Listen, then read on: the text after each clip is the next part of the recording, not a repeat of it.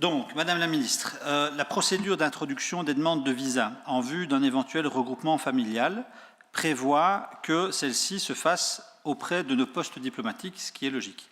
De plus en plus d'acteurs de terrain alertent quant à la quasi-impossibilité d'obtenir des rendez-vous dans certains pays.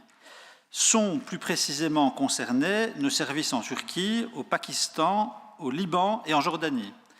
Et ceux-ci ont la particularité, que j'ai découverte d'ailleurs, je ne connaissais pas, de faire appel à un prestataire de services externe qui gère les prises de rendez-vous. Alors en pratique, les applications auxquelles il faut avoir recours connaissent de nombreux problèmes techniques et il est parfois nécessaire de se connecter plusieurs fois par jour et pendant plusieurs semaines afin d'obtenir un rendez-vous. Plusieurs fois par jour, parfois pendant plusieurs semaines. Des défaillances qui viennent s'ajouter à la saturation du système qui, dans certains cas, ne proposent pas suffisamment de plages horaires. Et enfin, ces sous-traitants proposent parfois, moyennant rémunération, je souligne, moyennant rémunération, des services premium, ce qui, vous en conviendrez, évidemment, pose un problème au moins moral. Alors, plus grave encore, il semblerait que la conséquence en soit l'apparition de véritables trafics de rendez-vous dans plusieurs pays. Leur existence est généralement difficile à établir, factuellement en tout cas, mais de nombreux témoignages vont dans ce sens et en 2022, Myria attestait qu'un marché parallèle de ce type avait vu le jour en 2020-2021 au Pakistan. Et le paiement d'importantes sommes d'argent à des intermédiaires facilitait l'obtention du créneau.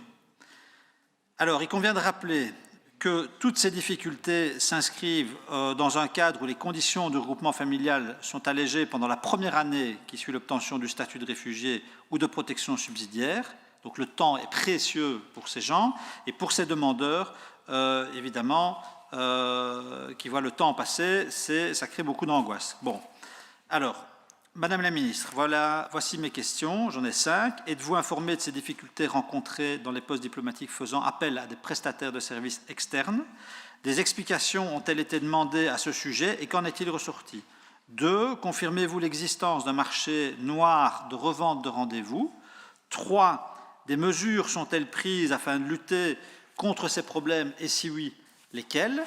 4. Pourriez-vous préciser le rôle des prestataires privés dans l'examen de la demande en tant que telle? Il semblerait que ces prestataires externes se donnent une compétence sur le fond du dossier.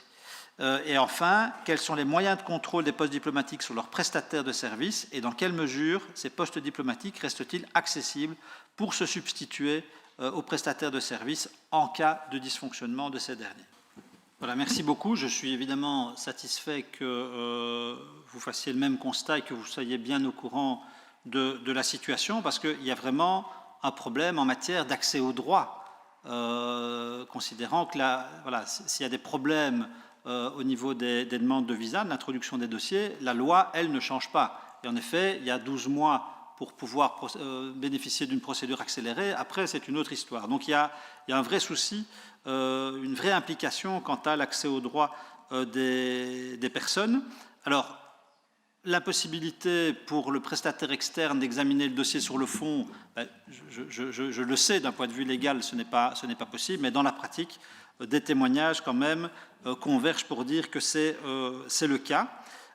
Et puis alors, le Centre régional d'intégration de ma ville, hein, enfin de ma région, le CRVI, s'est adressé au médiateur fédéral qui lui répond ceci. Nous sommes au courant de la situation à Beyrouth. Malheureusement, sauf situation exceptionnelle, le SPF Affaires étrangères indique actuellement qu'il ne peut intervenir dans la prise de rendez-vous afin de ne pas avantager un demandeur par rapport à un autre. Il ne peut pas l'avantager, mais dans les faits, il est désavantagé. Donc, à un moment donné, il faut quand même bien répondre à la situation des gens qui voilà, ne trouvent jamais de plage horaire. Et le CRVI, en l'occurrence, fait de l'accompagnement juridique pour des personnes qui demandent un regroupement familial et elles prennent, les filles du service prennent elles-mêmes les rendez-vous. Elles n'ont régulièrement jamais de possibilité de prise de rendez-vous. Alors, parfois, il y a un agent, on va dire, consciencieux dans les postes diplomatiques à l'étranger qui les aide et qui essaye de débloquer la situation, mais ça reste l'exception plutôt que la règle. Donc voilà, je pense qu'il faut vraiment prendre ce problème au sérieux, parce qu'encore une fois, il est question d'accès au droit. Et à nouveau, est-ce que je peux demander à votre excellente collaboratrice de m'envoyer la réponse écrite pour que je puisse la communiquer aux opérateurs locaux? Merci beaucoup en tout cas.